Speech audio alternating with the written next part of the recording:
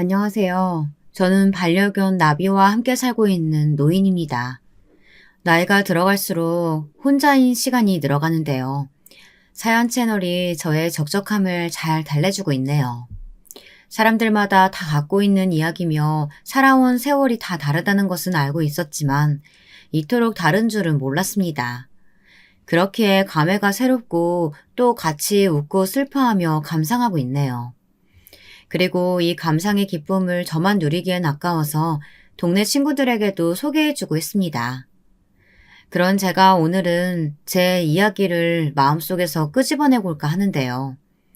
생각하는 것도 글을 쓰는 것도 느린 제가 글을 옮겨 마무리하기까진 상당한 시간이 걸렸습니다. 하지만 그럼에도 여기 여러분들에게 이야기를 풀어나가며 위로를 받고자 이렇게 써봤습니다. 무엇보다 최근에 있었던 이 일이 제겐 너무나 충격적이고 또 가슴이 아플 정도로 아릿하기도 했고요. 우선 저는 10년 전 아들을 잃었습니다. 자식이 부모보다 앞서간다는 것, 그것만큼 끔찍할 고통이 있나 싶네요. 저는 아들의 죽음을 믿지 못해 수없이 많은 나날들을 눈물로 보냈습니다. 다시 돌아오라고 외쳐보기도 했죠. 그 상실감은 아마 겪어보지 못하신 분들은 짐작도 못하실 겁니다. 세상을 살아갈 의욕 자체가 나지 않고 숨을 쉬는 것 자체가 갑갑하죠. 아마도 우리 아들이 제게는 너무나 소중하고 귀했던 아들이라 더욱이 그랬던 것 같습니다. 제 누나 형들에 비해 약하게 태어난 아들은 내 형제 중 셋째였습니다. 가난한 시골 구석에서 셋째로 태어났으니 부모의 관심이나 그런 걸 제대로 받아보지 못하고 컸죠. 그래서 아마도 저는 아들의 인생에서 벌어졌던 첫 번째 비극도 쉽사리 눈치챌 수 없었던 것 같습니다. 셋째 아들은 다른 아이들보다 성정이 순하고 소심해서인지 밖에 나가도 잘 맞고 다니고 오곤 했습니다. 다른 아이들은 학교에 가는 날이면 좋아라 했는데 아들은 언제든 학교를 그만두고 농사일이나 돕고 싶다고 말하곤 했습니다. 엄마, 나 중학교까지만 다니면 안 될까요? 여기 상철이도 중학교까지만 다니고 그만 다닌다고 하던데 나도 학교에 정이 떨어졌어요. 이놈아, 학교를 무슨 정으로 다니냐? 학생이라면 당연히 다녀야 하는 거지. 말도 안 되는 소리 말어. 얼른 가. 아내가 야단을 칠 때마다 아들은 안색이 어두워졌습니다. 그리고는 다음날 또 같은 때를 썼는데요. 당시만 해도 저는 아들이 그렇게나 어두운 그늘 아래에 있었던 줄 모르고 혼만 냈습니다. 엄살 그만 떨어라. 너만 힘드냐. 감사한 줄 알아야지. 어디서 때를 쓰고 있냐. 이런 말들을 퍼부었었는데 참 후회가 됩니다. 아들의 해맑은 얼굴만 보았지 그 뒤에 있던 그늘은 미처 짐작하지 못했던 것이죠. 그러던 어느 날 누군가 저희 집 대문을 쾅쾅 두들기더군요. 밖에 나가보니 아들뻘로 보이는 아이들이 쭈르륵 서 있는데 대뜸 저희 아들을 찾더군요.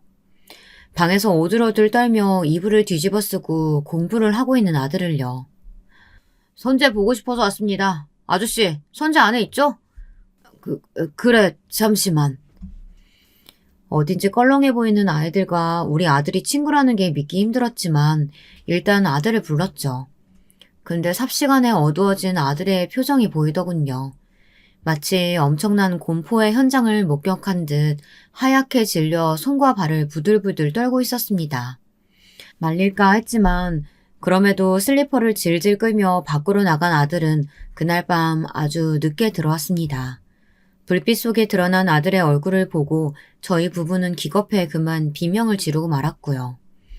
아들의 얼굴은 피투성이었습니다. 그제야 저는 아들의 옷을 벗겨 이곳저곳을 확인했네요. 온통 멍투성이에 어딘가 날카로운 모서리에 찍힌 자국들. 너무나 충격적이어서 말이 안 나왔습니다. 선생님, 정말 모르셨나요? 우리 아들이 이렇게나 맞고 있었는데 정말 모르셨습니까? 죄송합니다, 아버님. 저희도 선재가 한 번도 말을 하지 않아서 저희 선생님들 부주의가 큽니다. 죄송합니다. 아이가 말을 안 했다고 그걸 모르는 게 말이나 됩니까? 그날 교무실이 떠나가라 소리를 떵떵 질렀던 것 같습니다. 하지만 지금도 그런지 모르겠습니다만 당시 시대의 생각은 남자애들은 다 치고받고 싸우며 크는 것이고 좀 어딜 두들겨 맞는다 해도 큰 문제 삼지 않았습니다. 애가 야구방망이로 죽어라 뒷산에서 맞고 변기통에 머리를 처박히더라도 그게 그냥 어떤 학교 생활의 일부라고 생각했죠. 아마 그날 제가 발견하지 못했다면 우리 아들은 그렇게 맞다 죽었을지도 모릅니다. 아무쪼록 그 이후 저는 아들이 원하는 대로 다 들어줘야겠다고 생각했습니다. 당분간은 학교도 나가지 않고 나쁜 녀석들과 마주치지 않도록 심부름도 자제시켰죠. 그런데 여기서 가슴이 고통스러울 정도로 조여오는 후회되는 부분이 있다면 제가 인내심이 강하지 못했던 것입니다. 몇 달 지나니 생각이 바뀌더군요. 아들을 강하게 키워야겠다고 결심한 겁니다. 아들의 마음은 들어줄 생각을 못하고 무슨 운동이든 배우게 해서 다시 못된 놈들에게 맞고 다니지 않게 한 것이었죠. 여기서 아들과 저의 갈등이 발생하고 말았습니다. 그리고 이 갈등은 일파만파 커져 결국 말 한마디 섞지 않는 부자 사이로 진전시키고 말았습니다. 아빠, 나는 이런 운동하는 거 싫어요. 너무 힘들어요. 사람 다치는 운동이잖아요. 나는 그냥 공부나 하고 싶어요. 제발요. 그만하고 싶어요. 이 녀석아, 네가 그렇게 나약해 빠졌으니까 그런 놈들한테 한심하게 맞고 돌아다니는 거 아니냐? 안 맞고 살려면 어떻게 해야겠어? 네가 어떻게든 강해져야지. 그 허약한 몸집으로는 먹잇감 되기 딱이야. 계속 맞고 살 테냐? 학교 안 다닐 거야?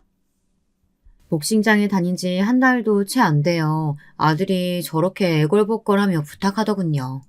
저는 그 한 달도 못 버틴다는 거에 화가 나 말도 안 되는 소리 집어치우라며 복싱장에 애를 밀어넣었고요.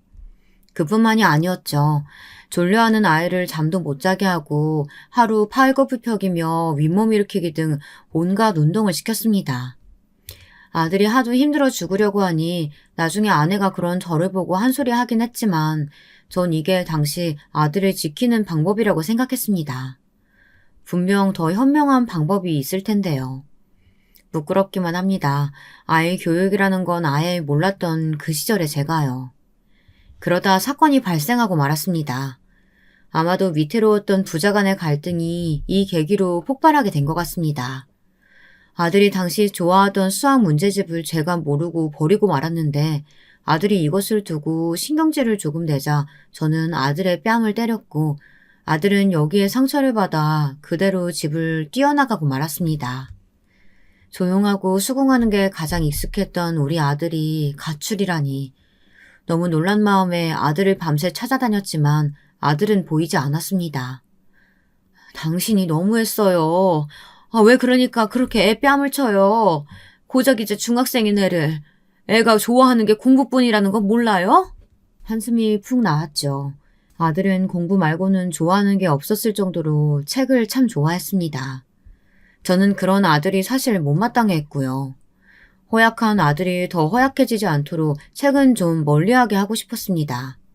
왜냐하면 제 그때 생각으론 어차피 대학에 보내줄 돈은 여의치 않고 농사일이나 하게 될 텐데 공부 잘해봐야 무슨 쓸모가 있었나 싶었던 거죠. 어차피 공부해도 아무 소용없는 거 못하러 책을 봐. 네 앞길은 농사다. 그냥 네 엄마 아빠처럼 살면 돼. 마지막으로 이렇게 말하며 아들의 뺨을 날렸는데 왜 그랬는지 모르겠습니다. 후회가 됩니다. 아들이 좋아하는 것을 모조리 빼앗고 더 사지로 몰았던 건 바로 저였던 거였죠. 곧이어 무릎을 주저앉게 만드는 소식이 들려왔거든요. 옆집 아줌마가 헐레벌떡 대문을 열고 헐레벌떡 들어왔습니다. 선재 아빠, 어떡하면 좋아요? 지금 선재 병원이라네요. 우리 그이가 투석하러 병원에 갔는데 거기 선재가 있대요. 응급실을 하는데? 뭐라고요? 그게 정말입니까? 어디 병원입니까? 헐레벌떡 병원에 가보니 그제야 정황을 알 수 있었습니다. 아들은 저희 논밭에서 한참 떨어진 도로가에서 발견되었는데 의식이 없는 채로 발견되었다는 것이었습니다. 아마도 집을 피해 뛰쳐나갔던 아들이 그만 도로가에 달리는 차에 치인 것 같습니다. 뺑소니 사고였고요. CCTV도 없는 시골 구석이겠다. 그런 짓을 대범하게 저지른 놈한테도 미친 듯이 화가 났지만 다른 방면으로 눈물이 주룩주룩 흘러내리며 제가 저질렀던 모든 죄가 주마등처럼 스쳐 지나가더군요. 당시엔 우리 아이들도 동생의 소식에 정신이 없긴 마찬가지였기에 애들을 먼저 달래야 했습니다. 그런데 특히 저와 가장 사이가 안 좋았던 아들이었기에 미안한 마음에 그럴 정신도 없더라고요. 우리 선재 일어날 거예요. 아빠, 걱정하지 마세요. 그래, 당연히 그래야지. 나는 우리 아들 이대로 못 보낸다. 그때 우리 집 장녀였던 선이가 조용히 저를 앉혀놓고 조곤조곤 말을 하더군요.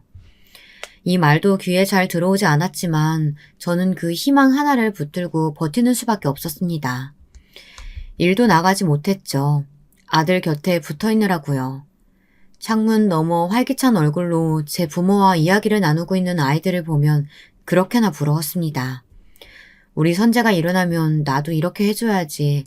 혼자 조용히 속상이며 눈을 감고 있는 아들의 손을 꼭 붙잡아줬죠.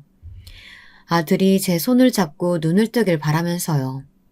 하지만 의사 선생님은 마지막을 준비해야 할 수도 있다고 했고 병실 사람들은 저를 하나같이 불쌍하게 생각했습니다.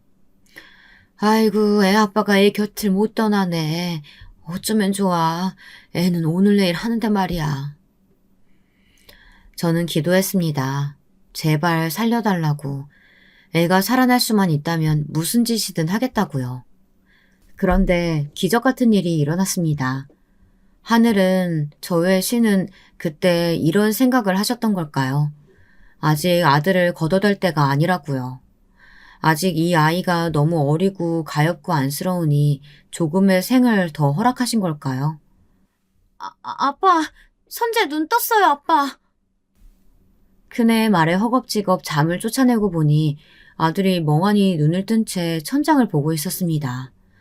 아이고 세상에, 선재야. 아이고 내 아들. 순식간에 병실이 곡소리로 가득 찼습니다. 저 역시 그 순간은 오열을 하며 아들의 이름을 울부짖었죠. 큰딸은 서둘러 의사를 찾으러 갔고요. 그렇게 우리 아들은 생사의 기로에서 다시 생으로 돌아왔습니다. 정말 이제 아슬아슬한 고개 타기를 하듯 그렇게 어렵게요. 아들은 머리 쪽을 많이 다치긴 했지만 의외로 빨리 쾌유했습니다. 의사는 아직 나이가 어려 회복 속도가 빨라 그런 것 같다고 다행이라고 하더라고요. 저는 그런 아들이 너무도 기특했고 고마웠습니다. 근데 아들은 제 생각과 달랐던 듯 싶었습니다. 아버지 죄송해요. 병원에서 나와 아내가 깔아준 따뜻한 이부자리에 눕는데 그런 말을 내뱉으며 조용히 눈물을 흘리더라고요. 자신 때문에 기울어진 집안 형편이 신경 쓰였던 모양이었습니다. 사실 수술비에 입원비까지 아들의 병원비가 감당할 수 없을 정도로 나온지라 저희 부부는 대출을 최대한으로 끌어와야 했거든요. 아들이 언젠가 제가 아내와 이야기 나누는 걸 들었던 건지 그의 심한 죄책감을 느끼며 눈물을 흘리는데 전 그런 아들을 안고 이렇게 말했습니다. 선재야, 아버지가 미안하다. 아버지가 네 마음을 몰라줬어.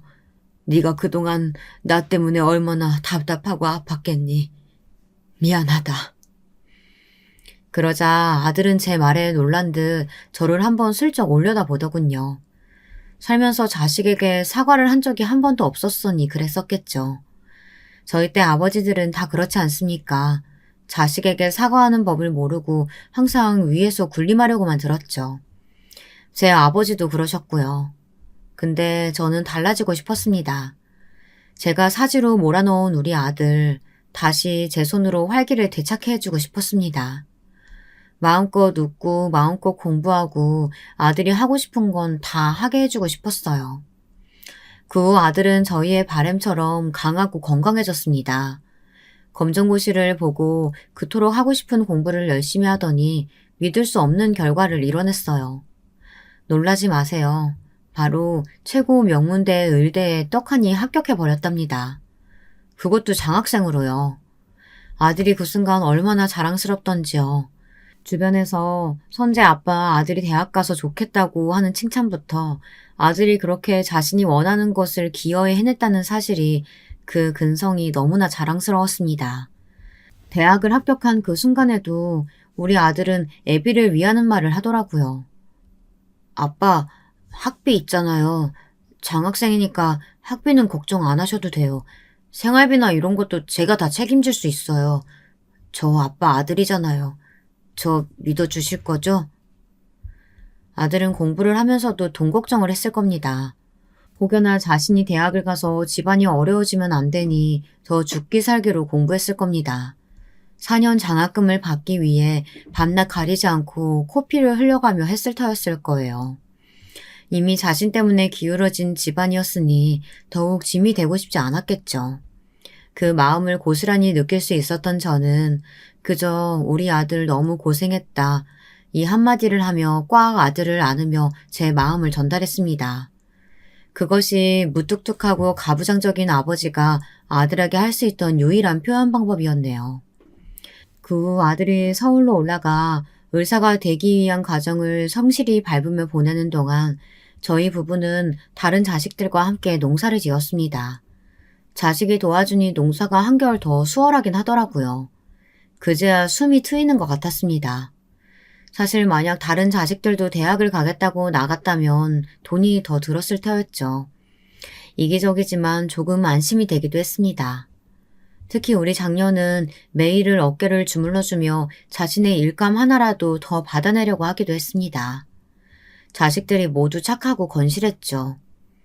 그런데 그 시기 집안에 일이 터지고 말았습니다. 지금껏 제가 언급하지 않았던 막내에 관한 문제인데요. 막내는 어디 쪽 피를 물려받은 건지 어렸을 때부터 무척 장난기가 많고 정신이 산만한 아이였어요. 문제는 여기에 그치지 않고 나이가 들자 다른 아이들을 때리고 다닌다는 것이었어요. 왜 때렸냐 물으면 그냥 아무 이유 없이 때렸다네요. 재밌다고요. 참 기가 막혀 말이 안 나왔습니다. 학교에 수도 없이 불려갔는데 셋째 아들과는 달리 다른 이유로 불려간 것이 허망하고도 제 처지가 우스웠네요. 피해자 학생의 부모에서 가해자 학생의 부모로 바뀌었다는 것이 말입니다. 죄송합니다. 정말 죄송합니다. 제가 어떻게든 보상은 하겠습니다. 저도 또래 애들한테 맞고 자란 아들이 있는지라 그 심정을 누구보다 잘 아는데 정말 죄송합니다. 피해자 부모에겐 이렇게 빌어야 했죠. 그러던 어느 날 막내 녀석이 제대로 사고를 치고 만 것입니다. 막내 녀석이 집안에 있는 가장 감나는 금붙이를 들고 가출을 해버린 것입니다. 하필 이날 막내가 다른 쪽으로 크게 사고를 한번 쳐서 이번엔 매를 들려고 기다리고 있었는데 먼저 선수를 쳤더군요. 어떡해요. 그거 없음 우리 집 빚은 어떻게 갚아요. 여보, 여보. 내가 정말 못 살아. 아내는 울다 그만 실신까지 하고 말았습니다. 그간 막내에 대한 스트레스가 정말 많았으니 그럴 만도 했어요. 정말 참담했습니다. 이후 다른 자식들도 덩달아 다들 막내를 찾아 헤맸었고 막내가 발견된 곳은 어느 음침한 도박장이었네요. 심지어 이 일은 막내가 성인이 되기도 전이었을 때 일입니다. 믿어지시나요? 저랑 다른 자식들은 한 구석에서 담배를 태우며 도박을 하는 막내를 발견했을 때 그대로 기절할 뻔했습니다. 그리고 얼마나 화가 나던지요. 저는 도박장을 운영하는 사람에게 어떻게 미성년자까지 받아주냐며 길길이 날뛰었는데 그 사람 하는 말이 막내가 자기 나이를 한참 10살 위로 속여 전혀 몰랐다고 하더라고요. 이런 말도 안 되는... 어떻게 제가 성인으로 보이십니까? 아니 우린 그저 받아준 것뿐인데 왜 여기 와서 화풀이해요? 당신이 당신 아들 교육을 똑바로 시켰어야지. 뭐야, 교육? 그래, 내 잘못입니다. 내가 엄한데 화풀이하고 있네요. 야, 너 당장 나와. 오늘 어디 한번 네가 죽나 내가 죽나 해보자. 당장 나와. 다혈질의 저는 그대로 막내의 엉덩이를 메타작해서라도 바로잡으려고 했습니다. 근데 막내는 그대로 튕겨나가 버렸어요.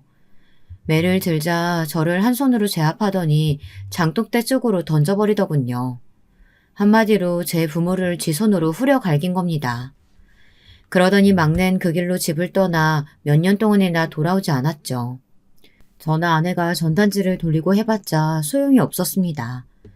그 시절 이미 지병이 있었던 아내는 시름시름 앓아갔고 저도 그런 아내의 곁에 붙어있느라 농사일엔 신경을 쓰지 못했습니다. 사는 게 너무 어렵다는 그런 생각만이 가득했어요. 사는 게 마치 시련이고 고통 같다는 생각이요. 아내도 그랬을까요? 그러던 어느 날 아내는 막내의 이름을 부르다 세상을 떠나버렸습니다.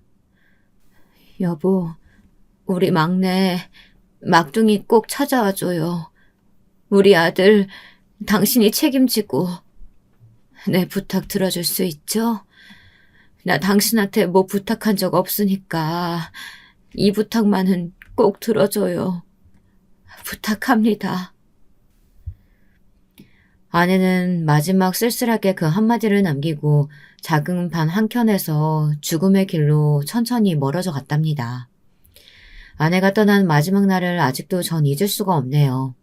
딱 지금처럼 쌀쌀하고 쓸쓸한 가을날이었거든요. 하지만 그때 저는 아내를 묻고 나오며 막내는 다시 찾지 않겠다고 여겼습니다. 왜냐하면 아내가 죽은 게 모두 막내 때문인 것 같았기 때문이죠. 그리고 다른 자식들도 이제는 하나둘 장가를 들고 시집을 가고 있었으니 저는 인생의 다른 방향을 보기로 결심했습니다. 손주를 끼고 행복하게 늙어가는 모습을 꿈꿔왔었는데 이제라도 사람으로서 그 꿈을 꾸고 싶었습니다. 저도 나이가 적지 않겠다. 아이들과 함께 손주들과 함께 평온하게 살아보고 싶었죠. 그러던 중 셋째에게서 오랜만에 소식이 들려왔습니다. 셋째가 당시 큰 대학병원에서 일하던 중이었는데 워낙에 바빠서 전화 한 통화 할 시간이 없었습니다. 그런데 그런 셋째가 전화가 와 며느리 될 사람을 소개시켜주고 싶다고 하더군요. 뭐라고? 며느리를? 아니 네가 어떻게 연애를 다 했냐? 아버지 참, 저도 사람이에요. 아이 참, 알겠다. 얼른 보고 싶으니 데리고 와봐라. 며느린 자기와 같은 의사라고 하더군요. 사실 셋째는 숫기가 없고 무척 내성적이었기 때문에 이 녀석이 어떻게 여자를 만났는지 그거부터가 의문이더군요. 근데 같은 의사라니 거기다 실제로 찾아온 며느라기 될 아이가 무척 활발한 성격이었기에 더더욱이나 놀라웠습니다. 안녕하세요, 아버님. 들은 것보다 실제로 뵈니 훨씬 미남이시네요. 이 사람이 아버님 칭찬을 얼마나 많이 했는지 몰라요. 저도 이렇게 실제로 뵈니 좋네요. 늘 아버님이 궁금했었거든요. 시키지 않아도 말을 조잘조잘 웃는 얼굴로 떠드는데 그 안엔 사람을 향한 다정함이 깃들어 있었습니다. 늙은 제 눈엔 그게 훤히 다 보였죠. 낯을 가리지 않고 사교적이고 다정한 그런 모습 말입니다. 사실 아픈 손가락이었던 셋째에게 아쉬움이 있었다면 사람에 대한 친화력, 사교성 그런 것들이었는데 셋째와는 완전히 정반대되는 모습에 마음이 절로 놓였습니다. 이래서 운명의 짝이라는 말이 있는 거구나. 집신도 제 짝이 있다고 하는 거구나 싶었답니다. 다른 자식들은 하나같이 자기와 비슷한 성격 혹은 직업을 가진 아이들을 사위 며느리로 데리고 들어왔는데 셋째만이 다른 게 신기하고 기특하기도 했습니다. 그렇게 저는 상견례를 가지고 셋째를 장가 보내게 되었죠. 그런데 한 가지 특이한 점이 있었으니 그렇게나 활발해 보이던 며느리에겐 상상지도 못한 과거가 있었더군요. 사실 저는 많이 놀랐고 놀란 티를 내지 않으려고 했지만 아마 티가 났을 겁니다. 며느리가 바로 고아라는 겁니다. 가족들이 많은 다복한 집안에서 자랐을 것 같은 며느리는 수녀님이 자기를 키우셨다며 상견례장에도 인상이 차분한 수녀님 한 분을 모셔왔습니다. 아버님, 사실은 제가 좀 부끄럽기도 한데 저는 내내 고아원에서 자랐어요. 한 번 입양을 갔던 적이 있었는데 그쪽 집안 사정 때문에 파양도 당한 경험이 있고요. 이 일을 입 밖으로 꺼내야 할지 말아야 할지 많이 고민이 되고 혹시나 아버님이 싫어하실까 봐 걱정도 되었었는데요. 그래도 말씀을 드려야 할 것 같아서요. 그랬구나. 며느리는 수녀님 밑에서 자라는 게 결코 힘들지 않았다며 오히려 많은 걸 배울 수 있었다고 말하더군요. 오히려 제가 힘들었던 건 사람들의 시선이었어요. 저는 아무렇지도 않은데 사람들은 저를 불쌍하게 보더라고요. 되게 힘들었겠다, 고생 많았겠다, 이렇게요. 저를 불쌍하게 보는 시선이 오히려 더 힘들었어요. 그 중에 나쁜 사람은 없었든 사는 게 편안하지만은 않았을 것 같은데. 있었죠. 어떤 사람들은 대놓고 편견을 갖고 말하기도 해요. 고아로 자란 사람은 정서가 불안정할 것 같다면서요. 저한테 대놓고 반감을 보이기도 해요. 씁쓸하게 웃으며 말하는 며느리에게 저는 안쓰러움을 느꼈습니다. 며느리는 그 때문에 더 자신을 증명해 보이고자 열심히 의사로서 사명감을 가지고 일을 했다고 합니다. 실제로 그 대학교에서 수석을 놓치지 않을 정도로 영특한 머리를 갖고 있기도 했고요. 저는 그런 말들을 조금의 슬픔을 가지고 하는 며느리의 투명한 얼굴을 바라보며 며느리가 느꼈을 종류의 비슷한 슬픔을 느꼈습니다. 며느리에게 더 마음이 가게 되더군요. 그리고 왜였을까요? 저도 모르게 묵묵히 말을 들어주다 언제든 부담 갖지 말고 기대라고 답해 주었네요. 사는 게 힘들었을 테니 믿을 사람도 별로 없었겠구나. 내 아들하고 결혼해줘서 고맙다. 언제든 부담 갖지 말고 말하고 싶은 거 있으면 말하고 그러렴. 이런 낯간지러운 말은 아내에게도 하지 못했던 말인데 스스로도 당황스러웠답니다. 며느리는 잠시 놀란 듯하다 고개를 서둘러 끄덕였고요. 아마도 제 눈엔 보였던 듯합니다. 며느리가 웃고 있지만 사실은 무척이나 고통스럽고 힘들었을 것이라고. 사람들의 시선을 버티고 서 있느라 어느 정도는 많이 아팠을 것이라고요. 며느리에게 아들의 어떤 점이 좋았냐 물으니 수줍은 말투로 자신을 판단하지 않는 것이 좋았다고 하더군요. 아들이 책만 보고 산 덕에 그저 정직하게 대답하고 정직하게 사람을 대하는 방식이 며느린 좋았나 봅니다. 지금껏 자신이 대한 사람들과 달리요. 그랬구나. 이제야 알겠다. 왜 둘이 천생연분인지. 그제야 전 무릎을 탁 치며 빙그레 웃었습니다. 잘 만났다 싶어서요. 셋째 아들에게도 며느리에게도 잘해주라고 당부하고 그렇게 셋째까지 장가를 보내고 나자 저는 마치 해결하지 못한 숙제를 해결한 듯 마음이 가벼워졌습니다. 그런데 이때 일이 난 거지요. 알콩달콩 신혼생활을 보내고 있던 아들 부부에게 연락이 온 겁니다. 며느리가 갑자기 의사생활을 할 수도 없을 만큼 몸이 안 좋아져 시골에 요양을 해야 한다고요. 뭐라고? 세상에 암 이런 거 걸린 거야? 검사는 해본 거지? 네, 검사는 해봤는데 정확한 진단을 못 내리겠어요. 저도 모르겠어요. 의사도 모르는 병들이 있어요. 원인이 정확히 무엇인지도 모르는. 근데 아무래도 제가 그 케이스인 것 같아요. 몸에 아무 기력이 없고 설거지만 해도 기운이 쭉 빠져요. 늘 웃고 있던 며느리 얼굴은 너무도 지쳐 있었습니다. 마치 히말라야 산 등산이라도 한번 갔다 온 사람처럼요. 아마도 정신적인 것에서 원인이 있었던 건지 자신도 잘 모르겠다고 하니 저도 당연히 알 길이 없었죠. 며느린 이미 받을 만큼 검사를 받았기에 마지막 희망의 보루로 선택한 것이 요양이었습니다. 이왕 요양하는 거 저희 고향에서 휴식을 취하기로 했고요. 아들도 걱정이 많이 되었는지 잠시 병원 생활을 접고 며느리 곁으로 왔습니다. 그렇게 다들 장가가고 시집가느라 자식들이 떠나고 저 홀로 있던 집 옆집으로 아들과 며느리가 들어오게 되었네요. 아버님, 제가 와서 괜히 불편하신 거 아니죠? 그럴 리가. 아가, 오히려 적적한 집 옆에 니들이 와 좋지. 그보다 너야말로 시골 생활 불편할 텐데. 아니요, 전 오히려 공기도 좋고 풀레음도 좋고 마음이 고요해져서 너무 좋아요.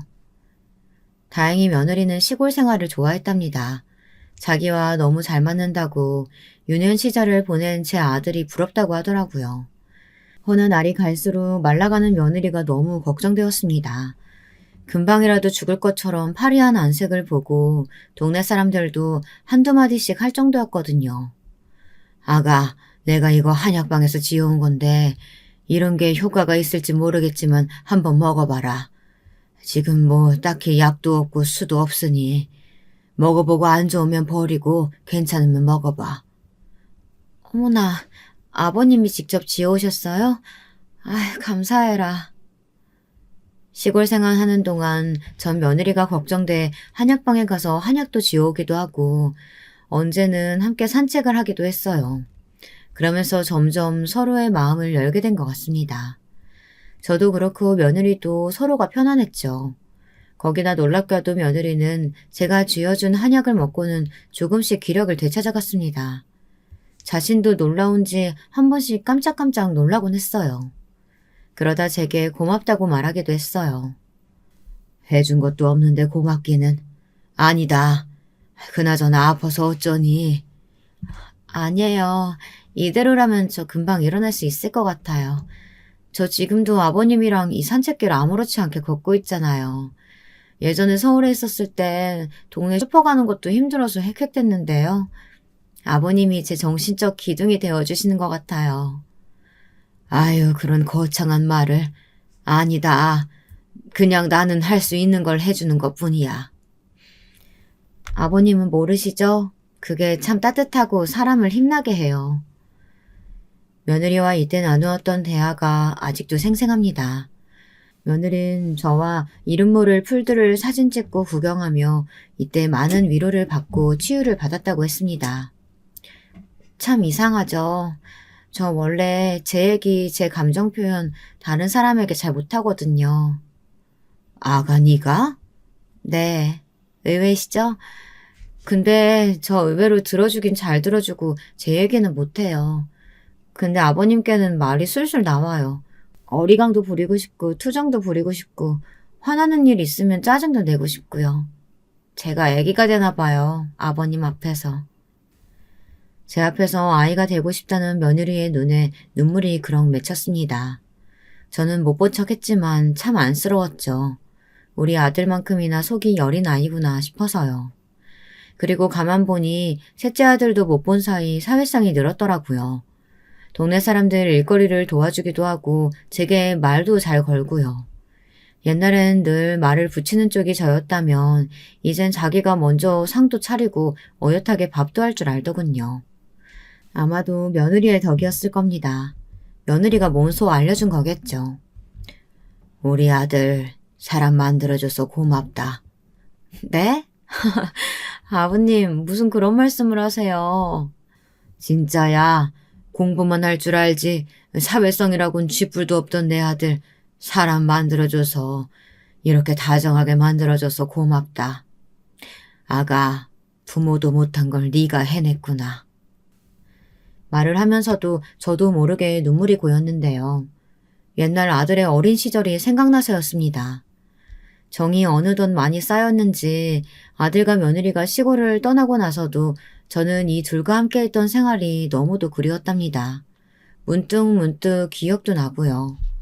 하지만 언제까지 자식에게 기대고 살 수는 없는 노릇이죠.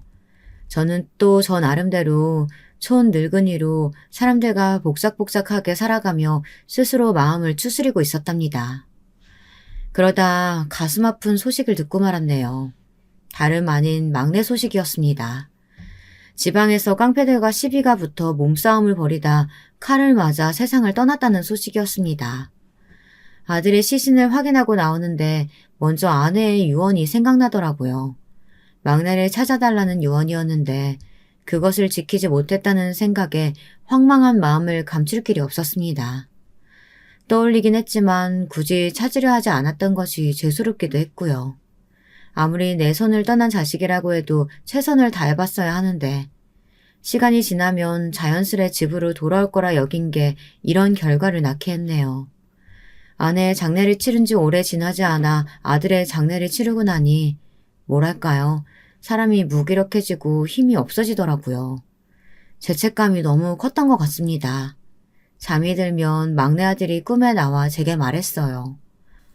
아빠, 날 왜 찾지 않았어요? 내가 찾아달라 말했잖아요. 이렇게 말하며 제 손을 강하게 붙잡는데 무섭기도 하고 슬프기도 했습니다. 어느 날은 아내가 꿈에 나오기도 했죠. 아내 역시 저를 조용히 원망하는 눈길로 보고 있었습니다. 그런데 이런 제 상태가 걱정되었는지 어느 날 이 머나먼 시골 구석까지 며느리가 내려왔더라고요. 아들도 없이 말이죠. 아이고, 네가 웬일이냐? 무슨 일 있어? 무슨 일은요. 우리 아버님 자리나 보러 온 거죠. 며느리는 쾌활하게 웃으며 제 몰골을 살폈습니다. 그 후 며느린 부산스럽게 이것저것 요리하더니 한 상을 거하게 차려주기도 하고 저를 데리고 뒷산에 가 산책을 하기도 했습니다. 며느린 산책을 하며 과거 자신이 아버님 덕에 몸을 회복했던 것을 말하면서 아직도 그때 일이 너무 감사했다고 말하더군요. 그날 바로 갈 줄 알았는데 그러고 나서도 며느린 꽤나 오랜 시간을 머물렀습니다. 역시 전 며느리와 있으면서 조금씩 활력을 되찾아갔어요. 그런데 떠나는 날 며느리가 다소 놀라운 제안을 하더라고요. 아버님, 저 아버님을 서울 집으로 모시고 올라오고 싶은데 어떻게 생각하세요? 저 사실 그 제안 드리려고 여기 온 거예요. 내가 너희 집으로? 아니다. 너희가 너무 불편하지. 내가 가면 무슨 도움이 되겠어. 너희 아무래도 바쁜데 짐 되고 싶지 않다. 난 여기가 편해. 처음엔 당연히 거절했습니다. 근데 며느린 앞으로 나이 드시면 드실수록 병원 갈 일도 많아질 것이고 시골 생활은 충분히 하셨으니 서울에 와서 함께 시간을 보내자고 말하더라고요. 물론 시골 생활은 적적했고 마음은 울적했으니 가고 싶은 마음은 굴뚝 같았습니다. 다만 아들 며느리가 지금은 저를 위한답시고 제안을 해줘도 나중에는 제 존재 자체가 짐이 될까봐 그게 걱정이 되었던 거죠. 하지만 역시나 우리 며느린 불굴의 의지로 어떻게든 저를 서울로 끌고 올라가려고 했어요. 저는 넘어가고야 말았네요. 그렇게 아들 며느리 집에 얹혀 서울살이를 시작하게 되었네요. 거의 오랜 시간을 시골에만 있었던지라 서울 생활은 정말 낯설고 또 신기했는데요. 나이가 들어서도 호기심은 줄어드는 법이 없는지 시골에 없는 번쩍번쩍한 건물과 즐비한 커피숍들, 젊은 사람들의 옷차림, 이런 것들이 죄다 신기하고 재미있게 느껴지더라고요. 제가 허리가 불편해서 오래 걷질 못했는데 서울에선 꽤나 많이 걸은 것 같습니다. 그렇게 걷고 돌아와 며느리에게 오늘 무엇을 봤다 이런 이야기를 하면 며느리는 웃으며 잘 호응해 주었습니다. 덩달아 제게 아버님이 이렇게 사랑스러운 분인 줄 몰랐어요 라고 말하며 제가 좋아할 것 같은 간식들을 챙겨주더라고요.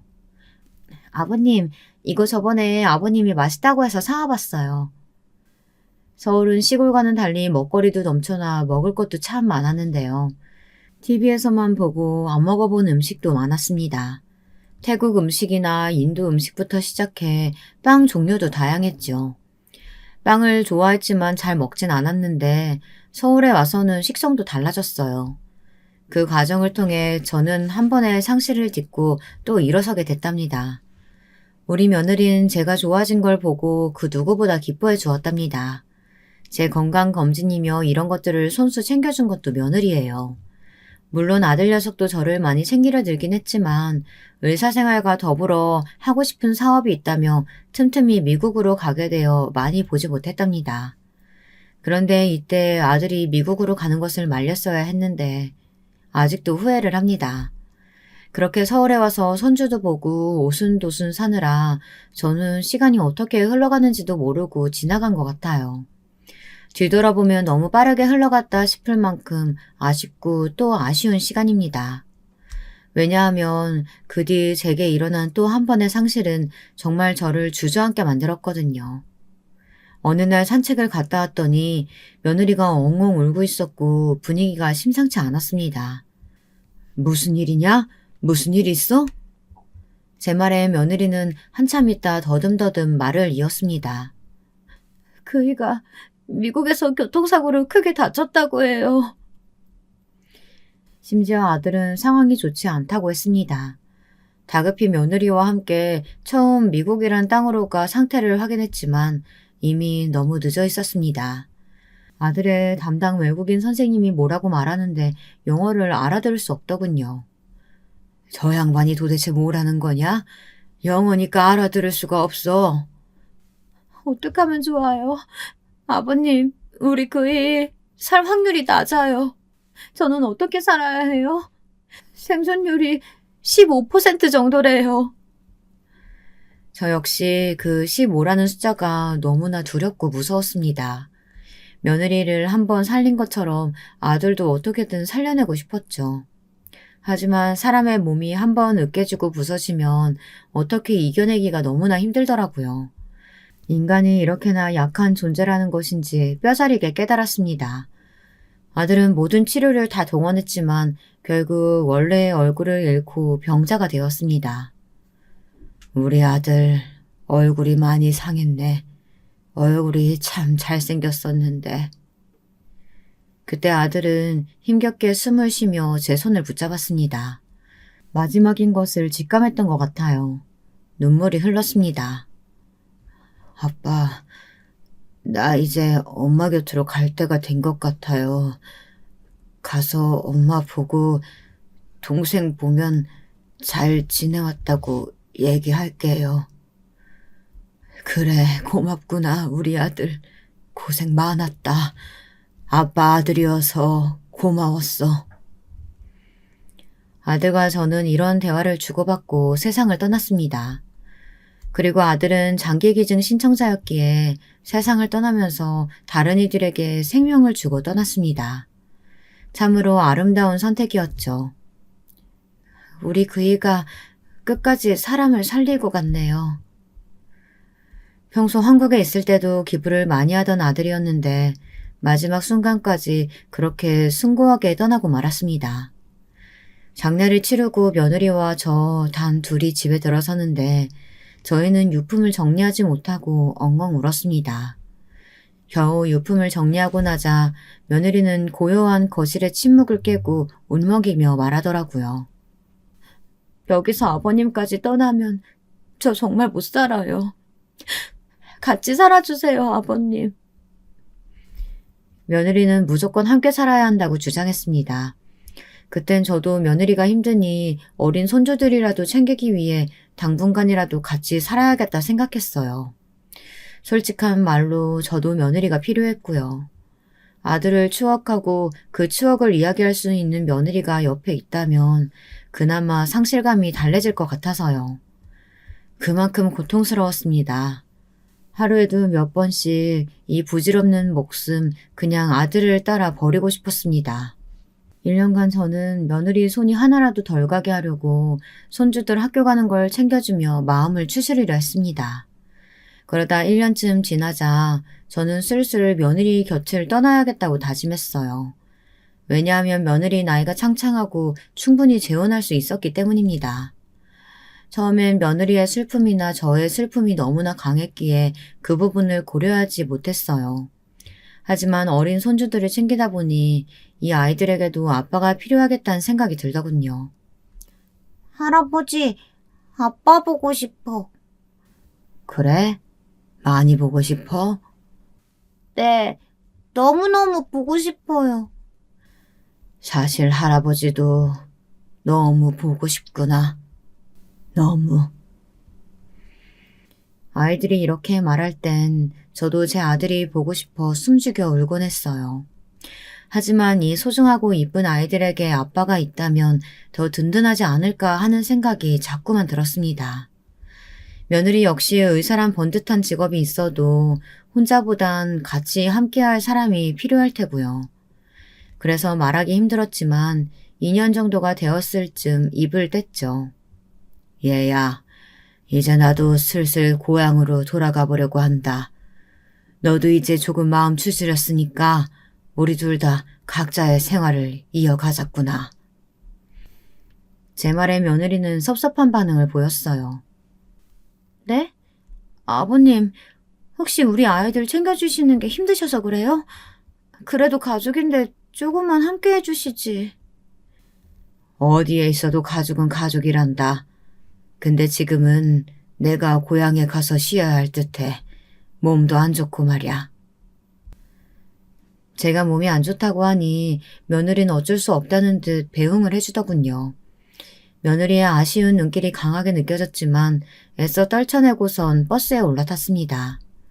이후 저는 며느리의 생일날마다 연락해 간단한 선물 같은 것들을 챙겨주었어요. 며느리가 원할 땐 함께 저녁을 먹기도 했습니다.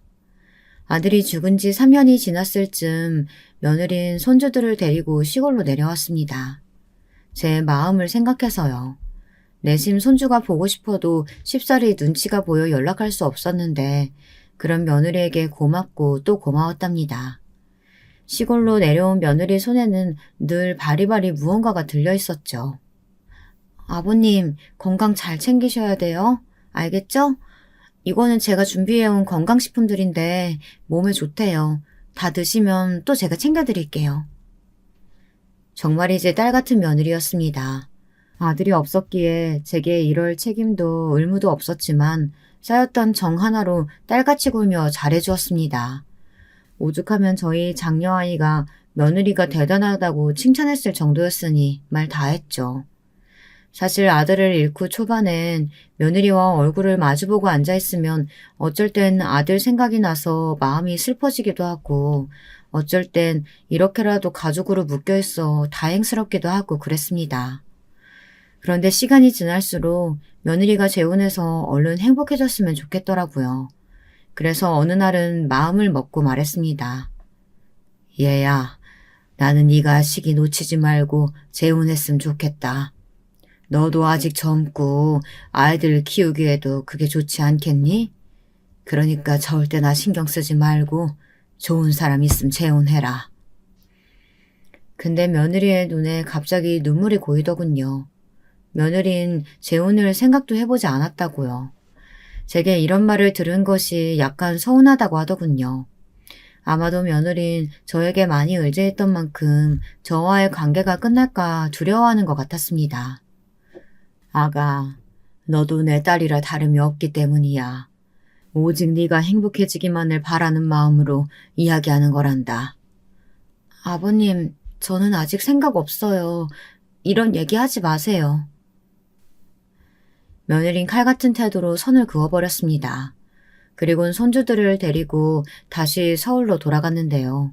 그 후 어쩐지 사이가 서먹해져서 며느리와 살뜰히 연락을 주고받지 못하게 되었습니다.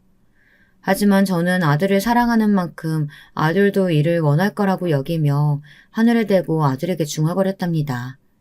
섭섭하겠지만 이 아비를 너무 미워하지 말아달라고요. 그러던 어느 날 아들이 죽은 지 5년 정도가 되었을 때 며느리에게서 오랜만에 연락이 왔답니다. 그간 서먹하게 연락을 했던지라 마음이 쓰였는데 연락이 온 거 자체가 반가웠답니다. 근데 며느리의 목소리가 이상할 정도로 작게 떨리고 있었어요. 저 아버님 있잖아요. 사실 제가 재혼을 하게 되었어요. 그래서 아버님께 이 사람을 소개시켜드리고 싶어요. 저한텐 아버님이 제 아버지나 다름없으니까요. 이 말에 저는 드디어 벌어질 일이 벌어졌구나 하는 생각에 며느리의 집으로 향했습니다. 나름 선물도 챙겨갔죠. 가면서는 우리 며느리와 손주들을 건사할 사람이니 좋은 사람이어야 할 텐데 하는 걱정도 있는 한편 아들 생각이 자꾸 나서 눈물이 흘렀습니다. 아들이 만약 살아있다면 이런 일도 없었을 텐데 아들이 이 세상에 없다는 사실이 그날따라 자꾸 상기되어 며느리 생각하면 기뻐야 하지만 마음이 괴롭더라고요. 그래도 며느리 집 앞에선 눈물을 다 닦아내고 씩씩하게 집으로 들어갔습니다. 아버님 오셨어요? 먼 길 오셨네요. 여기 이분이 제가 결혼할 남자예요. 근데 저는 며느리가 재혼할 남자를 보고 그 순간 저도 모르게 심장이 뛰었습니다. 이상하게도 우리 아들의 동그란 코와 긴 눈매를 닮은 것이 묘했고 어디서인지 아들의 얼굴이 보였습니다. 그뿐만이 아니었어요. 저는 지금 생각해도 이를 두고 운명이라는 생각밖에 들지 않습니다. 어떻게 제가 그 남자에게서 아들을 보았고 또 그것까지 예측할 수 있었는지 말입니다. 저도 모르게 눈에서 눈물이 흐르더니 이런 어처구니 없는 질문을 하고 말았습니다.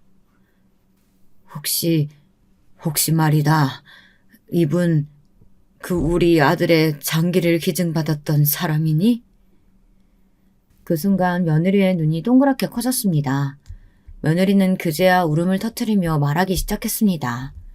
며느리가 들려준 이야기는 놀랍기도 했고 감격스럽기도 했습니다. 사실 1년 전 제 남편의 심장을 받은 이식가에게 편지를 쓰게 됐어요.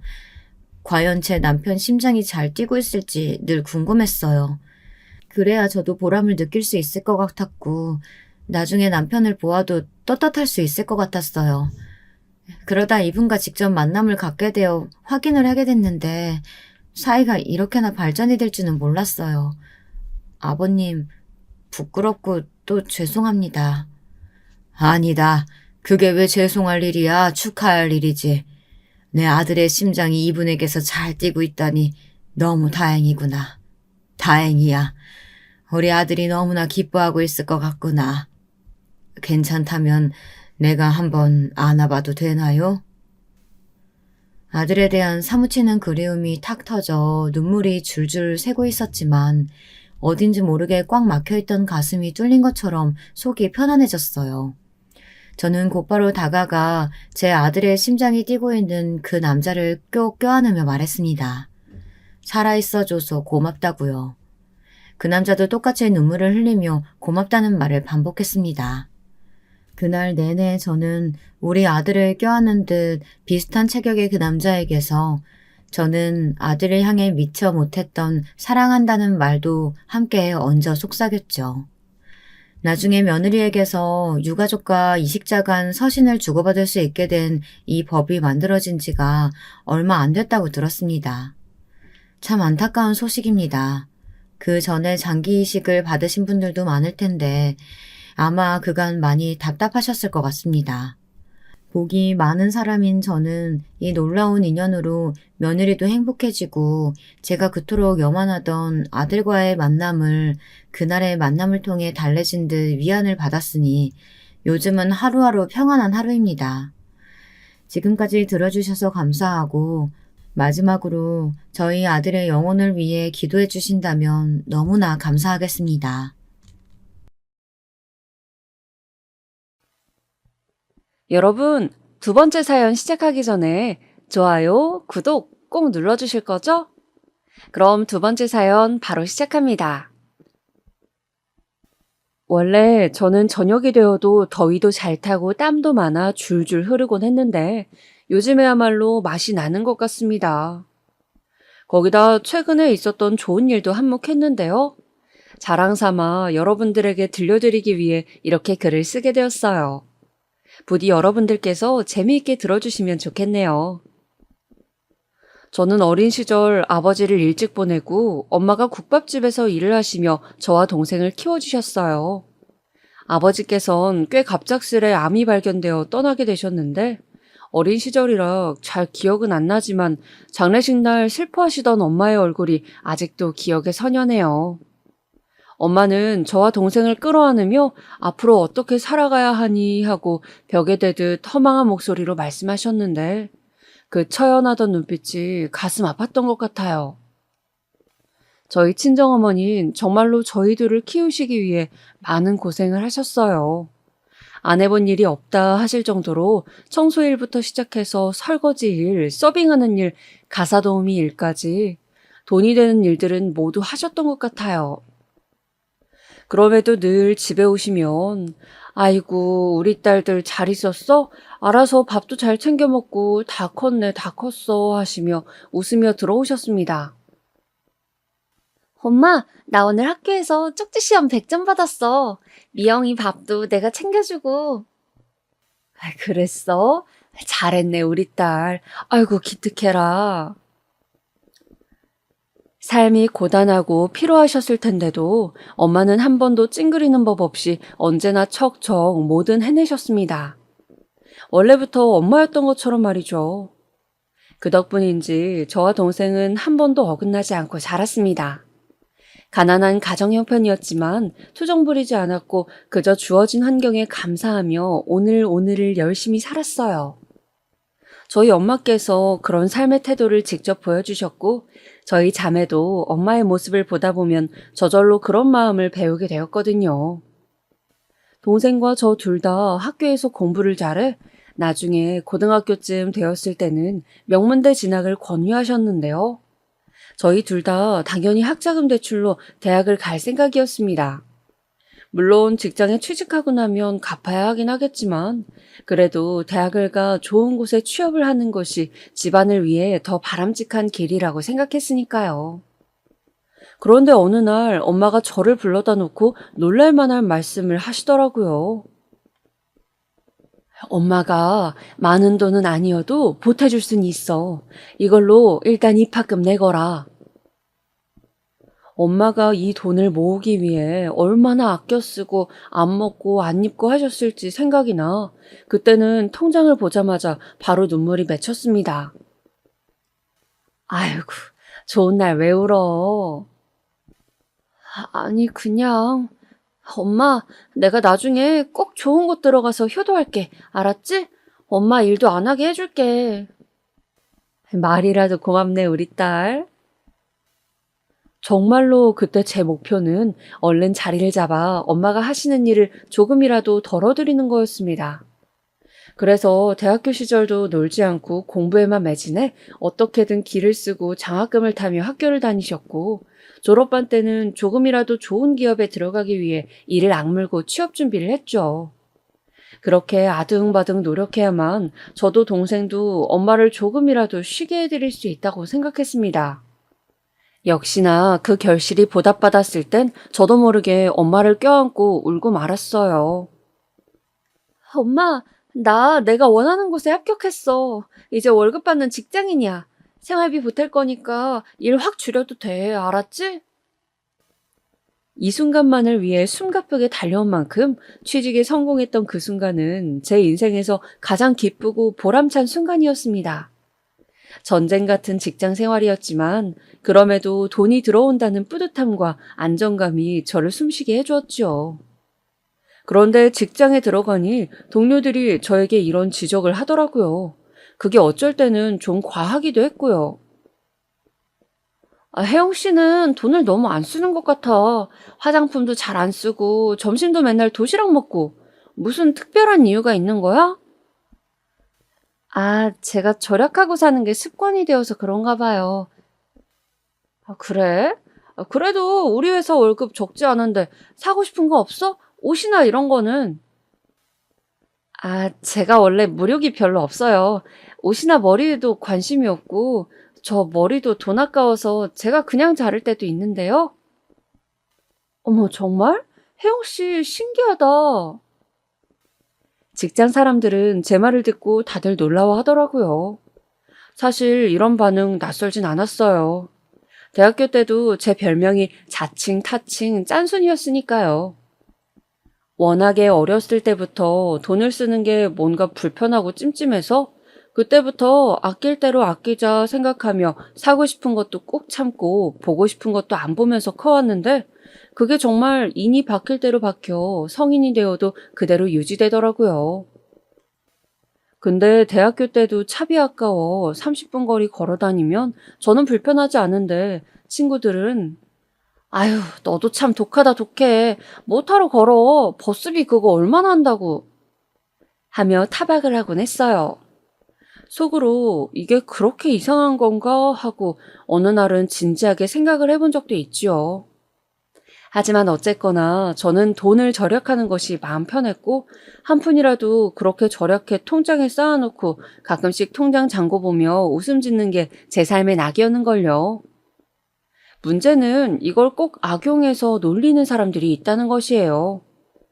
요즘 가끔 뉴스를 보다 보면 직장 왕따 이런 키워드를 자주 볼 수 있는데요. 저 역시 그 사내 왕따를 당한 사람 중 한 명이었어요. 너무 힘든 기억이라 자세히 설명드리긴 어렵지만 대충 말씀드리자면 어느 날 동료 여자 사원의 주도로 왕따가 시작되었어요. 그 여자 동료는 저와는 달리 굉장히 사교적인 성격이라 누구든 자기 사람으로 만드는 사람이었는데요.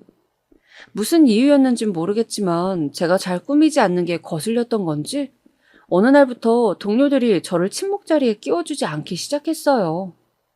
덕분에 매일 혼자 점심을 먹고 프로젝트에서도 가끔씩 배제되어 제 성과를 인정받지 못했습니다. 아니, 혜영 씨 오늘 옷 봤어? 진짜 구질구질하지 않아? 아니, 내가 아까 립스틱 뭐 쓰냐 물어보니까 무슨 중고거래에서 산 걸 쓴다 하더라고. 자긴 새 제품이라는데, 아, 진짜 말 섞기가 짜증났다니까. 가끔씩 이런 말들이 아무렇지 않게 들려오는 직장, 정말 지옥과 다를 바 없었습니다. 그때 처음으로 그런 생각이 들더라고요. 아, 나 그만둘까? 옮길까? 근데 지금 옮기기엔 너무 아까운데 쌓아온 경력은 어쩌고. 다른 직장이라고 여기보다 나을까? 마음의 갈등을 하루에도 수십 번 겪었던 것 같습니다. 그러다 결국 어느 날 책상 위에 저를 두고 욕을 한 직원들의 쪽지가 배달된 순간 그 길로 사직서를 제출하고 말았죠. 흐르는 눈물을 겨우 삼키며 그렇게 집으로 돌아간 그날, 저는 동생에게도 엄마에게도 퇴사 사유를 말하지 못하고 혼자 엉엉 울었습니다. 한동안은 매일 잠만 자며 정신도 차리지 못했습니다. 그런데 어느 날 동생이 언니, 여기 어때? 공고 떴는데 언니 정도면 합격할 수 있을 것 같은데? 하고 어느 회사 공고를 보여주더군요. 월급도 언니 다니던 전 회사보다 더 높고 업무도 잘 맞을 것 같잖아. 언니 요즘 무슨 일인진 모르겠지만 우울해 보여. 가을 타는 거야? 그럴 땐 얼른 이직해서 차라리 바쁘게 지내는 게 좋아. 조금 높은 곳이긴 한데 알겠어. 고마워. 이력서 넣어볼게. 동생이 제게 그런 권유를 해준 게 신의 한 수였습니다. 운이 따라준 건지 제 기준보다 높은 회사였는데 빠르게 면접까지 붙어 회사를 다닐 수 있게 되었거든요. 전 같았으면 너무 기뻐 날뛰었겠지만 아무래도 트라우마라는 게 무섭긴 무섭더라고요. 직장에 나가는 첫날부터 손발이 오들오들 떨려오기 시작하더니 한 달이 지나도 동료들을 대하는 게 무서웠습니다. 아무도 저를 대놓고 비판하지 않고 뒤에서 수군거리지 않는데도 말이죠. 그런 저를 이끌어준 게 동료인 남편이었어요. 혜영 씨, 저 오늘 업무 도와주셔서 너무 감사해요. 덕분에 진짜 빨리 끝났어요. 혜영 씨 진짜 능력자인 거 알아요? 본인만 모르는 것 같아. 아, 제가요? 아니에요. 저야말로 도움받으셨다니 다행이네요. 언제든 도와드릴게요. 말씀만 하세요. 남편의 반복된 칭찬으로 기분이 좋아진 저는 점차 회사 생활에서 자신감을 얻을 수 있게 되었고 동료들과도 조금씩 말을 틀 수 있게 되었어요. 나중에 들어보니 남편은 고개를 푹 수그리고 웬만하면 눈도 안 마주치려 하는 제가 좀 안쓰러웠나 봐요. 그래서 도와주고 싶었다 그러더군요. 남편과는 그렇게 호감을 가지게 된 이후로 몇 번 단둘이서만 밥을 먹을 기회가 있었어요. 그러던 어느 날, 근데 혜영 씨는 돈을 잘 안 쓰시는 편이죠? 저도 그런데 우리 비슷한 점이 꽤 많네요. 아, 기준 씨도요? 저는 습관이 돼서. 네, 저는 엄마 아버지가 워낙에 검소한 편이시라 어렸을 때 불 안 끄고 나가면 엄청 혼나고 그랬어요. 수도세 많이 나온다고 샤워할 때 물도 펑펑 못 쓰게 하셨고요. 딱히 집이 못 사는 것도 아닌데 그랬네요. 그때 저는 저와 드디어 잘 맞는 사람이 나타났다고 생각했어요. 남편은 저와는 달리 유복한 환경에서 자랐지만 절약하는 습관을 가지고 있었고, 그래서 저를 이상하게 보지도 않았죠. 거기다 저와는 달리 분위기를 주도하는 외향적인 성격에 밝고 자신감 넘치는 태도도 매력적이었죠. 그때 저는 남편에게 푹 빠져 있었어요. 정말 다행스러웠던 건 남편도 저와 마음이 맞아 곧바로 연이 이어질 수 있었죠. 사귀면서 알게 되었지만 남편은 자기 자신에겐 잘 안 써도 다른 사람에겐 돈을 잘 쓰는 편이었어요. 자기는 먹은 양만 내는 더치페이 방식이 불편하다 했어요. 그게 좀 정이 없어 보인다고요. 그래서 상대방이 더치페이를 원하면 그럴 땐 그냥 자기가 사는 게 좋다고 하더라고요. 그래? 근데 다신 안 볼 사람일 수도 있잖아. 그 사람과 관계가 어떻게 될지 몰라도 그 순간엔 그냥 내가 내는 게 마음이 편하더라고. 아, 그렇구나. 이건 저와는 다른 특색이었지만 그래도 저는 그런 남편의 성격 또한 존중해줬어요. 또 가끔씩 기분을 내기 위해 데이트에 꽤 많은 비용을 쓸 때가 있었는데 예를 들면 이런 거였어요. 오늘은 우리 200일이니까 맛있는 스테이크집 가자. 내가 사주고 싶어. 어?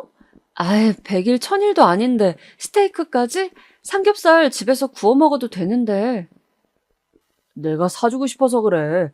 자기는 내지 마. 내가 오늘 다 살 거니까. 이럴 땐 오히려 거절하면 자기가 더 풀이 주고 삐지고 나니까 그냥 남편 기분을 맞춰줄 때가 많았죠. 근데 참 애매한 게 남편에게만 돈을 쓰게 하기가 그래 저도 같이 돈을 쓰게 되더군요.